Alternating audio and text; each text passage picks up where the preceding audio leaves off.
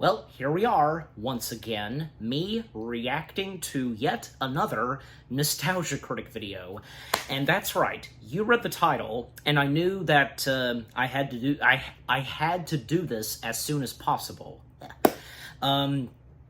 So, yep, that's right. Finally, at long last, the Nostalgia Critic, Doug Walker, has finally done a review on Disney's Treasure Planet. Yes.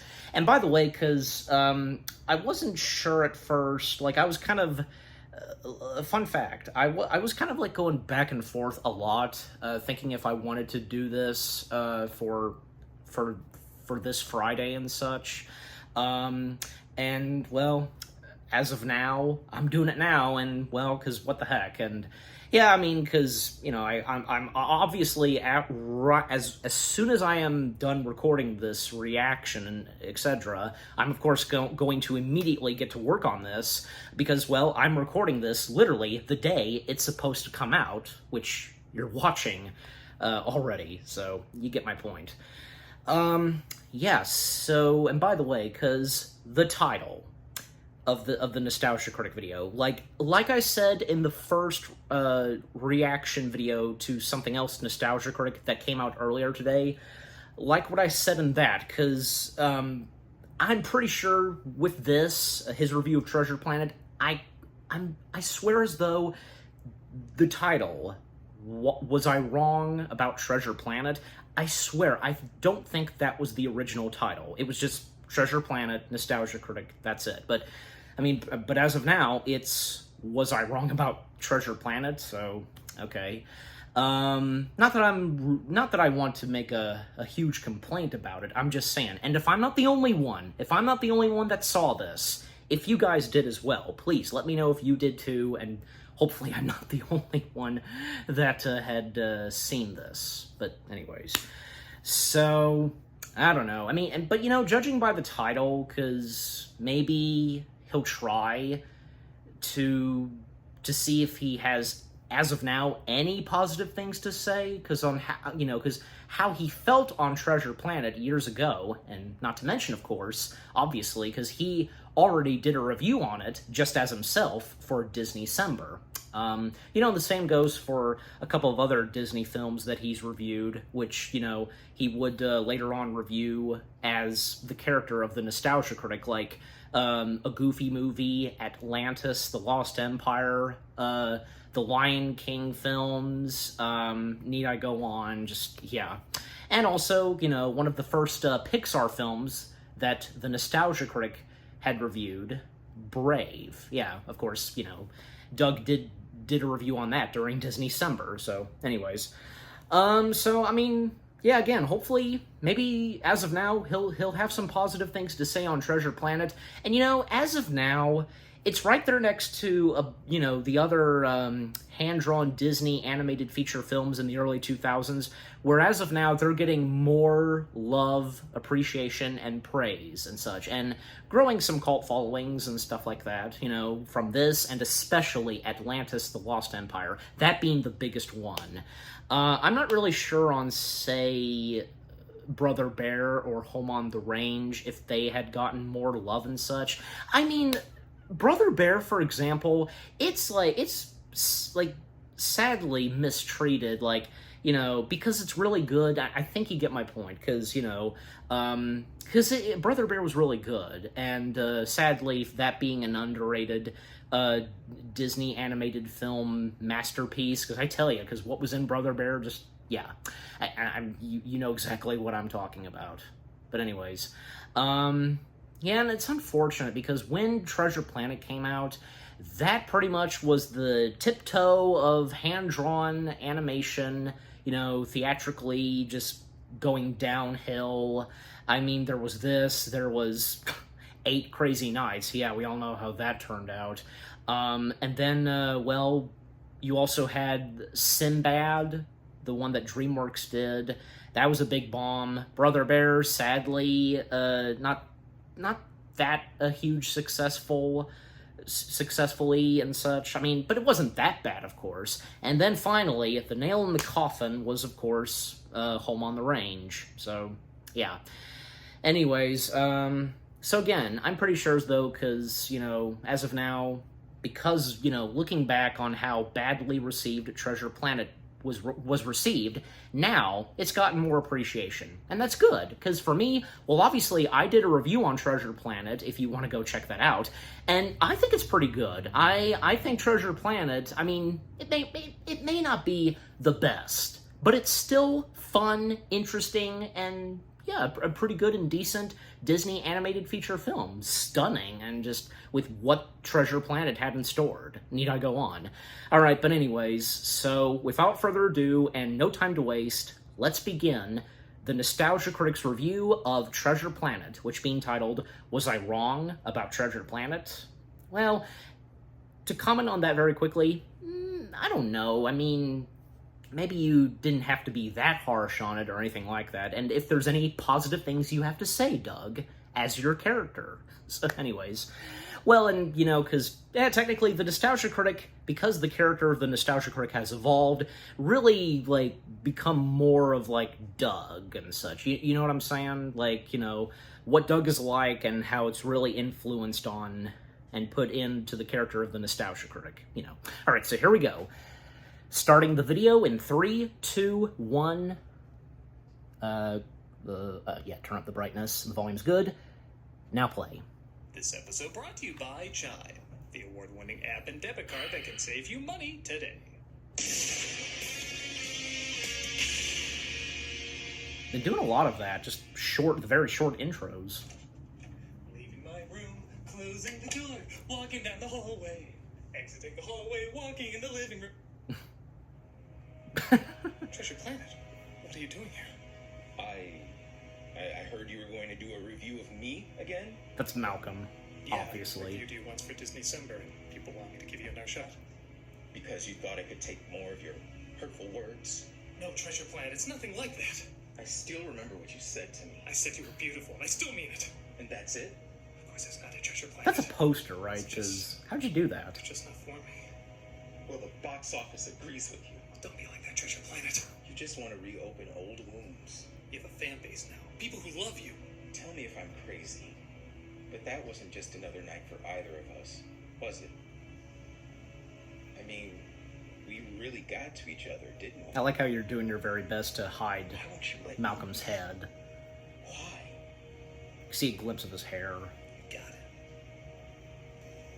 I know you've loved me since you first reviewed me, but I don't know what to make of all of this. I really don't. Look, sometimes I don't know what to make of all this. It's just something I gotta do. Why? Because it'll get a lot of views.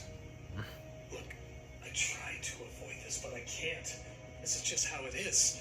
You're not a perfect movie. I don't have to be a perfect movie. True. I just gotta know.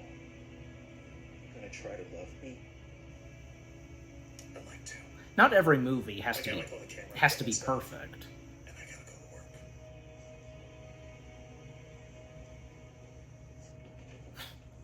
It was So supposed I'm watching this again. to be emotional, but yet it was kind of funny. So, and yes, you are watching it In again. 2002, while Disney was thriving in computer animation with Pixar producing hit after hit, their hand-drawn films were not pulling in the same numbers. Not to say they all bombed, or many of them wouldn't get a following later, but 3D was clearly the popular new kid with all the hot toys, and 2D was a kid who drew cool comics in class, but when he started to explain what they were about, you were like, I'm gonna go play the PS24 that Pixar's parents just got him. Lots of artistry, but not a lot of interest. Well, Disney That's another put money thing and effort I'll into talk a about passion later. project originally called Treasure Island in Space. Clearly, that title would have made it a hit, but the film ended up bombing big time at the box office, being one of Disney's last big-budget hand-drawn films. The movie did get a following over time, and while I can't say it was a bad film, it's hard for me to say it worked as a whole. The ambition is clearly there, as well as some And good nice to see it got a characters and following. ideas. But for an idea as crazy as Treasure Island in Space, I felt like it either needed to go crazier or more restrained. Star Trek is an amazing world, but it thrives on limitations and strict rules to make the world feel livable. Fifth Element is an amazing world too, but it thrives on bombastic visuals and looser rules to make the world feel surreal. Treasure Planet tries to be something in between and at times succeeds. But other For me, times that doesn't combine bother the me. I don't contrasting care. styles, so it can end up taking you out of the world rather than sucking you into it. honest. There's been times when I didn't like a film and then revisiting it years later, I actually enjoyed it quite a bit. So maybe something similar will happen here. Because a lot of people have asked for it, I'm gonna give this flick another shot. Okay. So let's not waste any time. Lord knows you've wasted enough time with me. This is Treasure Planet. I was wondering if that was going to That happen. was Treasure Planet. I don't know how this works. Who cares? The backstory It is of a Treasure skit, Planet is treasure after stolen all. in space. The notorious Captain Nathaniel Flint. The late Tony J. It's actually a literal audiobook viewed by a young Jim Pirates. Flint and his band of renegades swooped in out of nowhere. Like fire! Space fire! Vanished without a trace. But Jim's mother, voiced by Laurie Metcalf, says he shouldn't get excited because the lost stolen treasure is really more of a legend. I know 2 it's times that real. she's voiced an animated mom. Real. Is it wrong to say I'm kind of crushing hard on Mrs. Hawkins? Is this what 40 does to you? I don't think I had a thing for animated mothers. Well, that's you, but Doug, Mrs. so- Hawkins, Mrs. Hughes, and that Big Hero 6 meme in the room. I don't think I missed the real world. God. I love you. Love you too. Don't let the cameos bite. I Cut to years like to later, think young they Jim, both played come out by the same Christopher year. Gordon-Levitt, has grown up into the most 2002 teen to ever do 2002 activities. Okay, so while Hawkins is handled pretty well, this does point out one of the problems of the flick. It's not that it's Treasure And being Island voiced by meeting good a old timeless Joseph take on the Gordon-Levitt. future. It's that it's Treasure Island meeting 2002's take on the future. Don't get me wrong, sometimes there's a charm when Disney tries too hard to be cool, resulting in something that's adorably of its time. But when Yeah. your lead has this haircut, these clothes, is doing more X Games than one of your most 2000 straight-to-DVD movies, and then goes home to a mother who's dressed like this? Do I really have to explain how hilariously these two styles don't go? You would think that. Hating steampunk. Oh, we're doing this? Yeah, we're doing this. You want to go here? Yeah, I want to go there. You want to keep going with this? Because I'm going with it. I'll go all the way with it, man. If you want to keep pushing, if you totally want to keep pushing, I can. All right, you're not good steampunk! At least in my opinion. Yeah, I'm sick of I thought it people was saying good. if you don't like this style, you don't like steampunk. Steampunk is awesome. In fact, I'm a big fan of animes that engulf themselves in them. Last Exile, Oh, yeah. Steam Boy, even some of Miyazaki's films work in a fair amount of I it. figure But I that just don't think this gels Miyazaki. as well as other steampunk properties. Steampunk has a very heavy lean on mixing 19th century fashion and steam-powered machinery with futuristic technology. There's Lincoln. variations on this, but you get the idea. It's half Victorian era, half future sci-fi. The two opposites are so different they equally balance each other. Also, out. Jules Verne. The creators He counts, themselves right? said they had a 70-30 rule, meaning they worked in 70% 18th century rules and 30% science fiction rules. Mixing that with the clear 2002 rebel teen tropes to me makes something that doesn't balance out as well.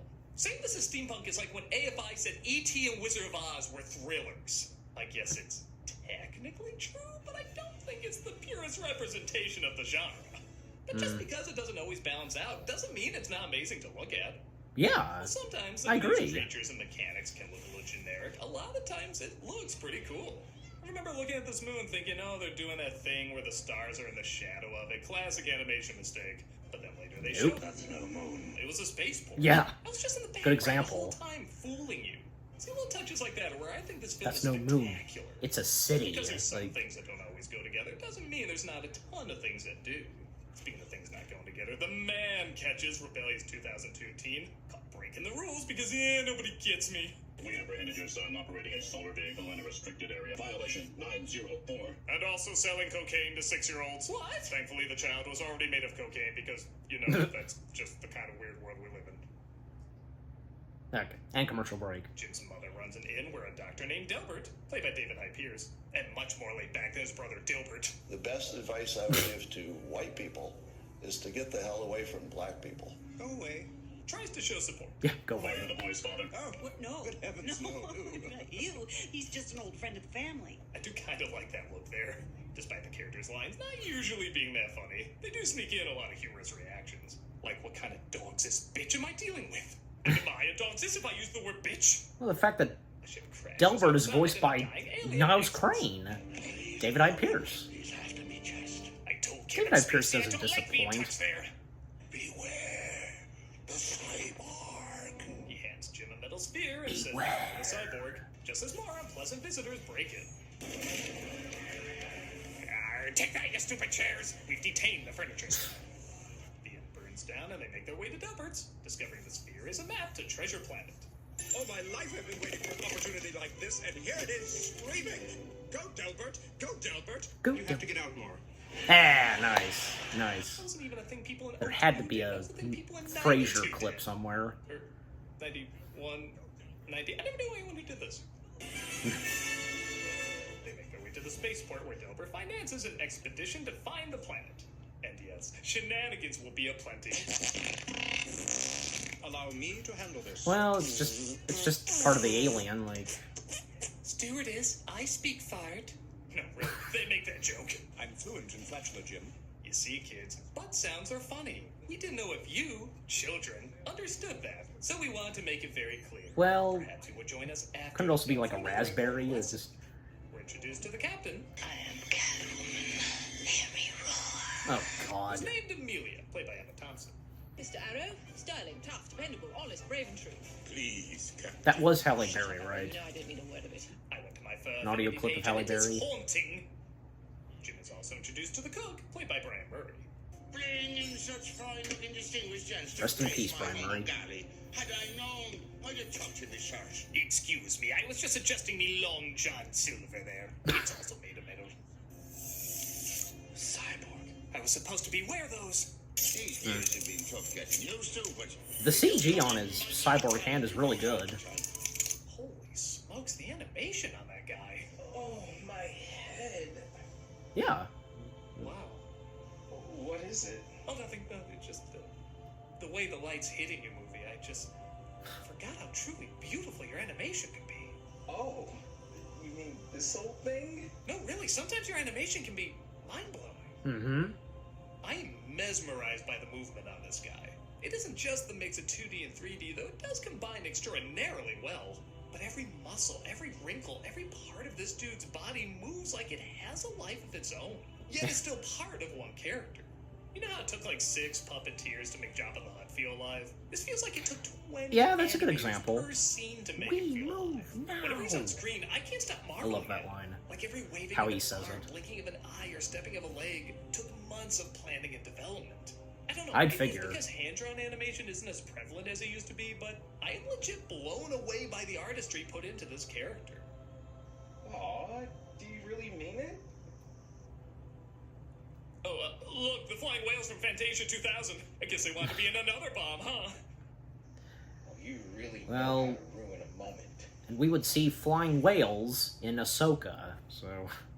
But Jim doesn't seem to get along with a crew member named Scroop, played by Michael Wincott.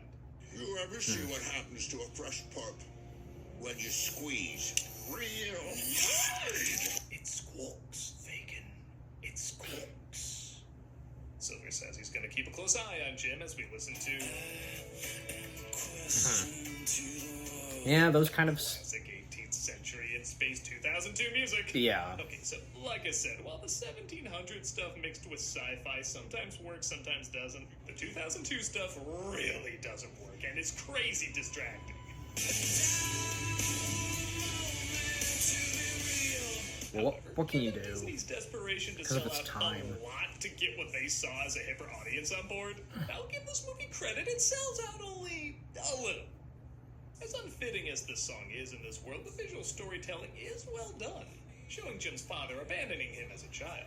Hell, even that's kind of refreshing. There's always a dead parent in Disney movies, and it's usually the mother, but not only is it the father this time, but he's just an asshole who leaves. Yeah. Sometimes that's an even harder thing to deal with, and while that trope is certainly more common now, back in 2002, especially with Disney, it wasn't really. So, even in some of their own cliches, they find a new spin that would end up being more common later. And you gotta give credit for that. One of the writers also took issue with the fact that Jim is not a little boy in this one, but rather a teen, saying all the emotions would be heightened much more if Jim was younger and more vulnerable. I respectfully disagree. That works fine in the original book, but here, despite me making fun of the 2002 rebel teen trope, it does show it's hard for him to be more open around people, so when he does let his guard down and become more vulnerable, it means more. It makes the relationship between him and Silver stronger. See, I harp on this film because the potential is so strong, and when things are done right, they're done really right. Oh, yeah. I want to see them continue to be done right. So, you do care. We don't need him. Keep me company, Disney Summer. Summer. Nothing quite says barbecue or going to the beach like watching those first snowflakes drop. Christmas Summer in July. should be fun and not financially stressful. With the Chime secured credit builder Visa credit card, it's easy to start building. Just skip over this. So, okay. Folks, we're starting YouTube memberships. If you want access to emojis, Okay. Alright, so, okay, so I know good place. Okay, so I know where I fast forward and stop there, because, okay. Time out, because, what I have to say, and we've come up to 15 minutes, yeah, and 38 seconds. By the way, I meant to bring this up earlier, because the the running time of his Treasure Planet review is 26 minutes, 26 seconds. Hey, some of us have, I think pretty much all of us have been there, sometimes having videos having the same number to the minutes and the seconds, so... okay, so what he said earlier, commenting about, you know, hand-drawn being outdated and such, I don't think so. Because Bess said in the Pixar Story, the documentary, like, and Bess and what Ed Catmull said, because, I mean, it's not that, like, probably that wasn't the case, that 2D animation was outdated. It's most likely because of the storytelling, and the writing is just not that strong and powerful. And that pretty much, I think that makes sense. And yeah, it's a shame, just people at the time thinking, like, and the reports and saying that, you know, oh, we don't need hand-drawn anymore, that's old school, like, you know, we want the CG, and we don't want everything computer animated, blah, blah, blah. I mean... But there's something about hand-drawn, especially if it's on the big screen, full-length feature movies that are hand-drawn. There's something about them that's so magical, whimsical, and the attention to detail and the movement of everything that you see on screen. And as Doug, aka the Nostalgia Critic, pointed out, the animation done on Silver, yeah, because... now I can see it, because, yeah, I mean, the animation done on Silver in Treasure Planet, really good. And that was a good example, excuse me, that he brought up Jabba the Hutt. Yeah. Honestly, like, I don't care. Like, everything in this film, like, that is steampunk and so on doesn't bother me. Well, and again, what can you do, because... this having a 2000s song, I mean, you know, who can blame them? Because when this film came out at the time, that era of Disney, and when they had, you know, pop songs and stuff like that. Also because, yeah, some of the jokes that were thrown in, because it had to be in there somewhere. Something Frasier, and especially Niles Crane, because, again... David Hyde Pierce, Niles Crane. So, and I'm pretty sure that one audio clip of I Am Catwoman, whatever, I think that might have been Halle Berry. It sounds like it. I don't know, because I have, of course, seen the Catwoman film that she was in, and now I don't seem to recall hearing that. I'll have to go back and look, but anyways.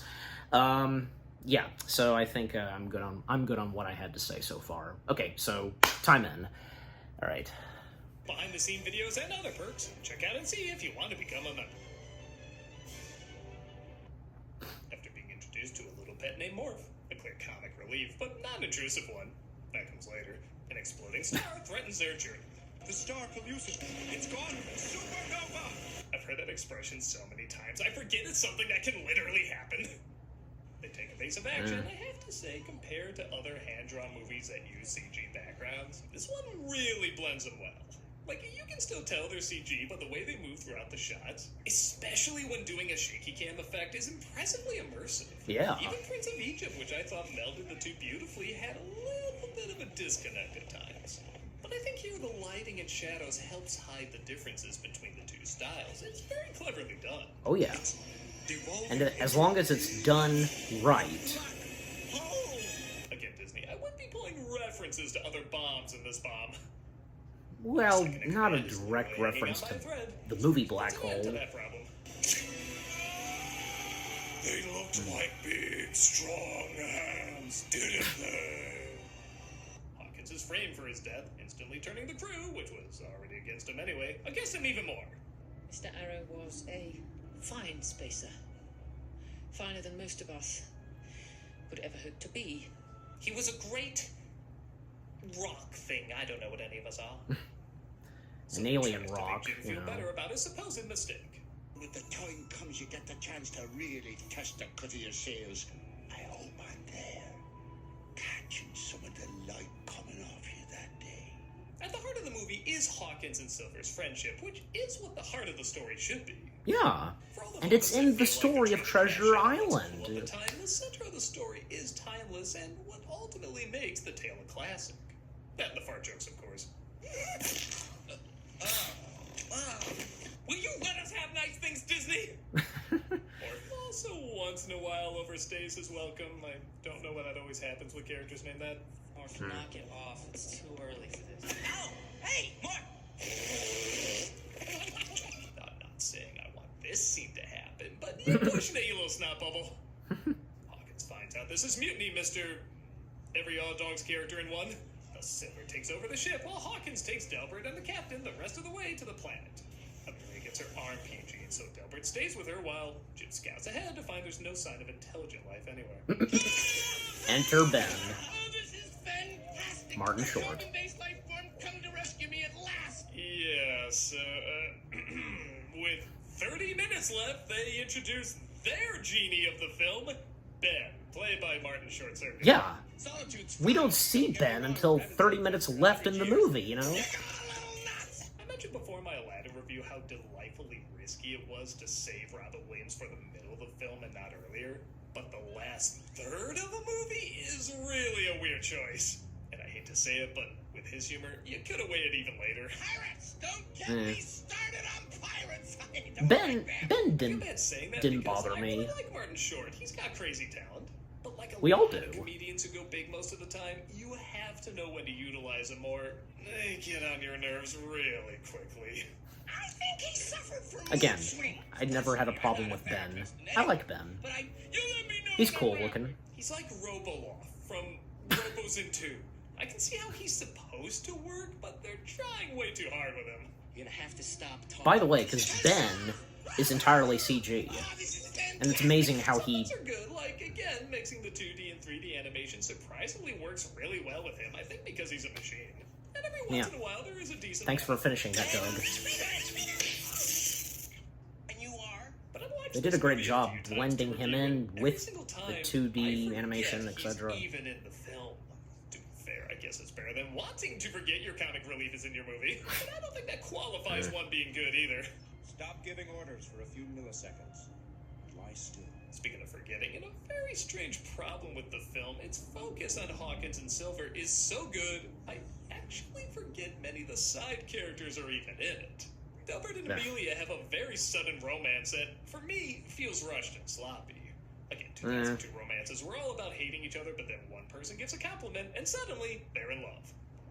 I guess, you know, the more they spend and knew each other some I feel more. like half of Delbert's character is being confused for being attached to someone else. Nah. Silver meets up with Hawkins thinking he has the map, unaware that Morph actually left it back on the ship. Oh, this poor old leg's downright snarky since that game attack we had in the galley. No, didn't catch any of that. Silver gives Hawkins a day to give the map back, so Hawkins returns to the ship to get the map back. When he returns, though, he sees Silver has taken his friends hostage. How does it work? He threatens the captain. Good- and good Delbert one. Doesn't show how it works. And I love Delbert nodding yes until he sees Amelia shaking no and he changes his mind. So Hawkins shows him the way. Of 1,000 worlds. We made it to Planet McDuck!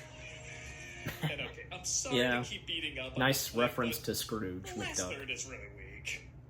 First off, I don't want to treasure metal meatball or whatever this is. I want a treasure planet. That's the core There'd be or trees, something. mountains, rivers, all made of golden rubies. We got ships and whales floating in space. Don't tell me you can't do this. Go all out. If it seems too crazy, just use the thank you for smoking solution. One line of dialogue. Thank God we invented the, whatever device. Second, the lore behind the treasure isn't that strong. I think of something like One Piece or Goonies or, hell, even Disney's other pirate movies where the story of the treasure is just as interesting as the treasure itself. Yeah. Because third, this is not an exciting place for a climax. Again, the technology around the animation is well, they cool, did their but compared best. to what we've seen The best they before, this could. place is very boring to look at. Even the planet on its own is very colorless and bland. This is supposed to be literally the big payoff, and for a film that seems to just make up its own rules, this is the moment where I really wanted that loose reality to go as crazy as possible. But again, to its credit, it keeps the heart of the movie on track. Yeah. As the planet is set to explode after being discovered, and Silver and Hawkins' friendship is still the main focus. Yes. Me for a fool! He really became a better man. So much better than the edit where he shouts, "No!" The treasure is destroyed as the crew tries to escape the exploding planet. What do you need, Jim? Just some way to attach this. Time to pretend my opening scene was about more than just being cool. I just realized you didn't mention anything about the lobster guy, his demise. That was really cool. It's good to see the sun. No, they make it just as Silver tries to sneak away without facing trial. How many times has he done that joke? Just the end. No, that's not how it ends. He's done that a lot. Okay, I'll hold on to him, and you'll be hanged. Also, if you're jailed in America for some reason, it might make you more popular. You let Silver go, and Hawkins returns home with the little bit of treasure Silver had left. And How is it even when I'm watching the movie, I keep forgetting the robot is in it? Amelia and Delbert, I guess, had this happen. and they did. Dogs and cats living together. Mass hysteria. Hawkins finally looks like a character who would exist in this world. His mother's hands look really weird for some reason, and we end on this horrifying image. Must have been an error. I don't know. Animation error. Remember to see Shrek, or we'll kill you. And that was Treasure Planet. Yes, there's a lot of flaws, but can I really tell someone not to see this? Maybe I took hand-drawn animation for granted back then, but seeing it cleaned up with its amazing colors, imaginative visuals, and strong friendship between the hero and villain, it's hard to tell someone this isn't worth checking out. Yes, the world building is wonky and there's moments that don't balance out, but you can see and feel the love and dedication put into it. The money truly is on the screen, and I think the problems it has can be overlooked when you realize how well done the main friendship in the movie is. It's the heart that keeps it afloat, and if you're like me and didn't get into it the first time, give it another watch. You might find something you may have missed before on the horizon. Yeah. And quite frankly, I have an apology to make. Yeah, you do. I'm sorry. I had no idea how special and unique you were. And memorable. Until you were gone. Real? Well, no, technically you had to come back and I had to see you again, but... It sounded really douchey. Really douchey. Oh, Treasure Planet. Will you give this fool just one more chance? Critic, I see. You're giving him a second chance, but not me. what's she doing here? Tune in next time for All My Lovers Are Disney Movies That Are Humans or Something, and It's Crazy. Is Hercules gonna be... Go, Delbert! Go, Delbert! Go, Delbert! Go, Delbert! And insert Niles Crane, what he said. This month, for Cameos for Charity, we're doing Red Cross. Okay. Alright, so yeah, the charity shout-out as always. Okay, so that was the Nostalgia Critic's review of Treasure Planet. Yeah, what he had to say, and giving it a rewatch, and, his re-review on it, not that bad. But at the same time, yeah, because it's not the, greatest Disney animated feature film, and it may not be the strongest and so on, but at the same time, there's just something about it, with its animation, character development, and what's some bits and pieces that are told in the story. The best example, the relationship between Hawkins and Silver, which, as I pointed out early on, that being in the book, because with the many adaptations of the story of Treasure Island, and even, like, say, most notably Disney had done a couple of them, because they had done a live-action Treasure Island film in the 1950s, which, by the way, was their very first full-length feature live-action film, because there was that, and also the Muppets doing their own take on the story of Treasure Island, which, of course, being Muppet Treasure Island, and that being Disney also. And the relationship between Hawkins and Silver in that, and with Tim Curry, good old Tim Curry as Long John Silver, yeah, that was good casting. And, because Tim Curry, he had been a long fan of the Muppets, and he wanted to do something with the Muppets, and that was the perfect opportunity for him to be a part of Muppet Treasure Island, and it worked. So, then, because a decade later, after Muppet Treasure Island, and Disney would find themselves doing another adaptation of the story of Treasure Island, which came straight from the minds of Ron Clements and John Musker, which, by the way, this had been a dream project of theirs, although it went through development hell for quite some time. Like, going back to the 1980s and how they just kept pitching their dream project of doing a Treasure Island animated movie, through the 80s and through the 90s, and not to mention because they were given other projects, from The Great Mouse Detective, The Little Mermaid, Aladdin, and then Hercules. And when it came up to Hercules, they agreed to direct Hercules if they were to finally, at long last, do their dream project, and even talk to Roy E. Disney about this, which he agreed on this, and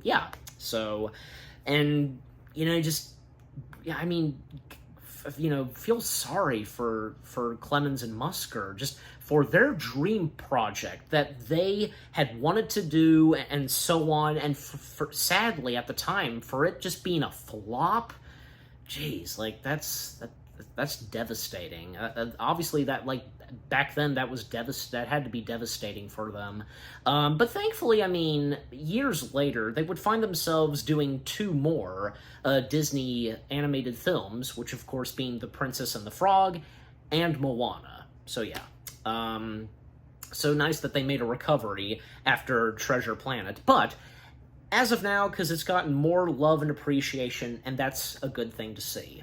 So a couple of other things to mention and bring up, and what Doug said, about Ben being voiced by Martin Short. Again, he never bothered me. I like Ben. Again, he's a cool-looking robot, and as I pointed out, and as Doug also pointed out, Ben pretty much being the only character in this film that's completely computer-generated, although giving that 2D animation look and such, that texture or whatever, so he can, blend in with the hand-drawn animation and so on, just like with every other, CG shots, and also Silver's cybernetic arm. Yeah, because it looks amazing. So, and nice to see that, because this did get Oscar-nominated for Best Animated Feature, but unfortunately, that and also its other competitor,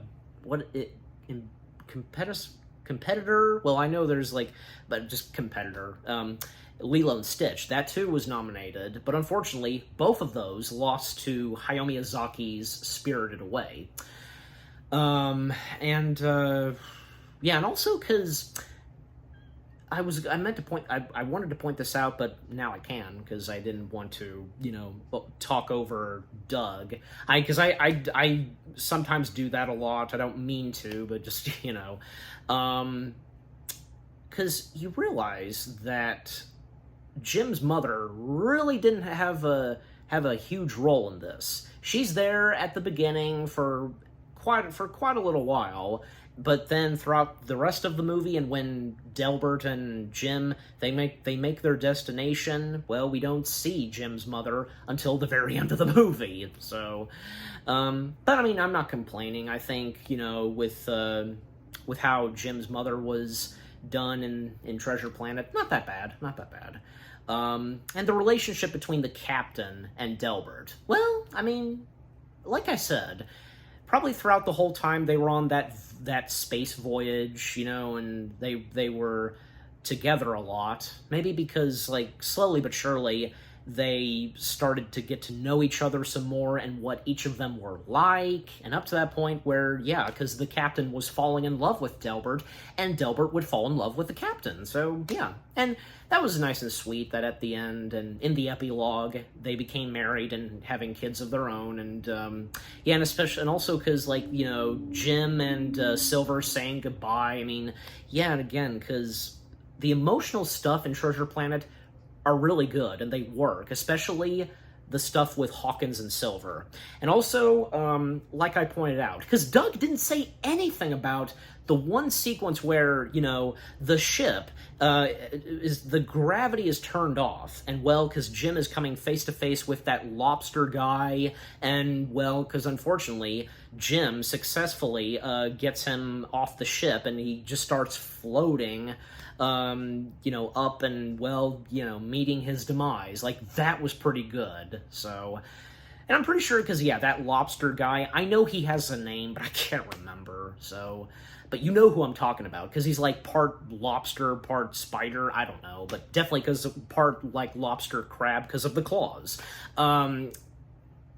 Like, I feel as though that's, like, I don't know, because this has kind of bugged me a little, because a lot of people cite Silver in Treasure Planet as, like, the main antagonist or something, the main villain, but I don't know, because I guess he's kind of a anti-villain or something. Like, yeah, I mean, he was a pirate, an evil pirate, and so on, acting like a pirate and going after the treasure that's on that's on Treasure Planet, finding the coordinates and with the map. But because he bonded and got to know Jim a lot, that's when, and especially up at the climax and such, he became a better man, and it's thanks to Jim. So, so I guess not just Silver, but probably also the crab alien guy, because he too was another antagonist of this film. So yeah, I seem to forget, because one of the last things I want to mention, Mr. Arrow, because yeah, Mr. Arrow in Treasure Planet, yeah, he sadly meets his demise. But I don't seem to remember, aside from Muppet Treasure Island, because Mr. Arrow being played by Sam the Eagle, he's alright, of course. I mean, they're not going to flat-out kill a Muppet or anything like that. I don't seem to recall any other pieces of movie material of Treasure Island where Mr. Arrow sadly got killed or something. I have to go back and look. You know, and especially the 1950s Disney film Treasure Island, because, yeah, it's been quite a while since I've seen that, but anyways. Yeah, and that was pretty funny at the end, you know, because him saying sorry to Treasure Planet, and then enter Hercules, and it's Heather, so I know it's Heather, I recognize her voice. I guess maybe one of the next Nostalgia Critic videos is where Nostalgia Critic is going to review Hercules. Well, maybe not, but probably down the road he will do a review on it, you know, as the Nostalgia Critic. And hey, whenever you're watching this reaction video, I've done my reaction to his review of Hercules. So, but yeah, I think that's pretty much. That's all I've pretty much got to say, and, you know, to, you know, wrap up, and because I gotta get to work on this reaction. Just overall, what the Nostalgia Critic had to say on Disney's Treasure Planet. Pretty well said. Again, it's understandable. It's not really the best, but, you know, it is what it is. But at the same time, in the later years, it got more love and appreciation, and, yeah. And also, the animation, fantastic, beautiful, and how it was done, and with the casting, voice casting, and so on, just, yeah, what more do I have to say? Yeah. So yeah, again, that was a pretty good and decent and honest review on what Doug, as the Nostalgia Critic, had to say on Treasure Planet, and with the title, Was I Wrong About Treasure Planet? So what about you guys? What did you think of the Nostalgia Critic video itself, what he had to say, re-reviewing Treasure Planet, and do any of you enjoy Disney's Treasure Planet? Any of you that really appreciated and so on, as well as I do, anything that you agree and disagree with that what Doug, as the Nostalgia Critic, had to say, get any good laughs that were in this? Because I, of course, did, so, I mean, how can you not? Doug, most of the time, is pretty good at giving us some good laughs, so, you know, especially a mentioning of the Renegades React, especially, yeah, they definitely get some good laughs from Doug, so anyways. And with what I've had to say of the video, and with what he had to say, Treasure Planet, and with my reaction, and yeah, what did you think of my reaction? Leave comments and give this reaction video a like, as always. And so, with all that being said, thank you very much for watching. I hope you guys enjoyed my reaction to the Nostalgia Critic's review of Treasure Planet, which being titled, Was I Wrong About Treasure Planet? More reaction videos are on the way. They're going to be awesome. Keep looking forward, and I'll see you guys in the next video / reaction. Take care, and peace out. Go Delbert, go Delbert, go Delbert.